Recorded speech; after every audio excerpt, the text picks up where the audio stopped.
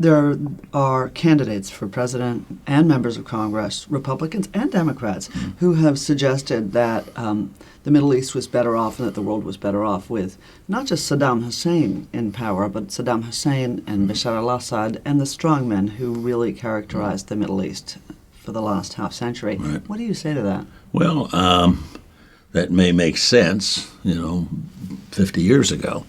You wanted to get behind your oceans and be safe and sound and comfortable. But in my mind, all of that ended when terrorist organizations were able to use those territories as a base of operation to train and equip the attack of 9/11. When 19 guys can show up over here with airline tickets and box cutters and kill 3,000 of our people and blow up the World Trade Center, the idea that you can let that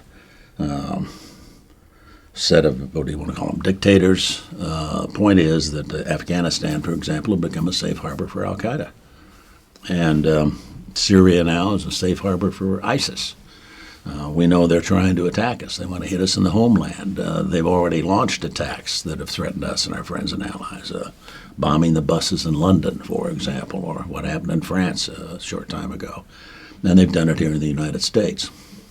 And so the notion that we can allow somebody like Saddam Hussein or a situation that's happened in Libya, that it's perfectly okay what they're doing. They can't reach us, they can't hurt us, and that's just not true. Muammar Gaddafi obviously got religion when we took down Saddam Hussein.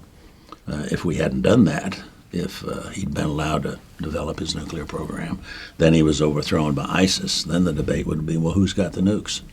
Has ISIS inherited them from the old regime? Same thing in Syria. If the Israelis hadn't taken out that North Korean-built reactor in Syria, then today that area, Al-Kabar in eastern Syria, occupied by ISIS, they would also now be the proud owners of a nuclear reactor. So developments on the ground over there are, I think, ultimately a direct threat to the United States, to the safety and survival of the United States. Technology has developed. We are vulnerable to those organizations as long as they have access to safe harbors and sanctuary, as long as they have the ability to acquire deadlier weapons. Pakistan is a nuclear program, has had for years, but out of Pakistan emerged A.Q. Khan. He set up his own black market operation. Libya was his biggest customer. After we got Gaddafi's materials, then we went and took down A.Q. Khan. But he has testified, the newspaper story to the effect that the North Koreans now have state-of-the-art centrifuge technology. Where did they get it? Got it from Pakistan. So you've already got sort of the seed of very destructive capabilities that could be used against the United States or our friends and allies. It's there. It's in the Middle East. There was one report that the Iranians paid for the last ballistic missile test by the North Koreans. So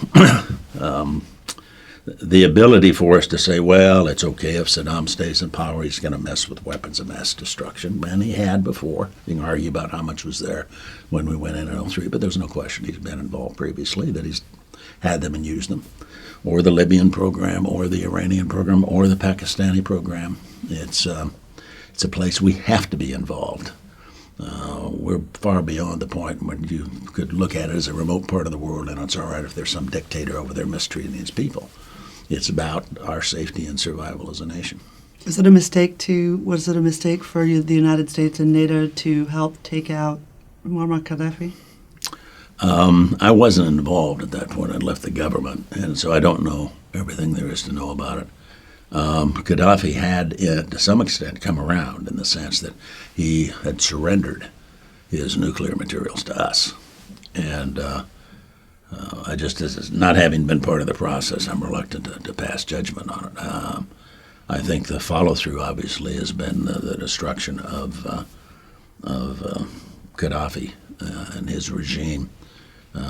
ISIS now has a significant presence in Libya. That's right across the Med from Italy and Europe. So, but not having been part of the debate internally, I can't make that judgment.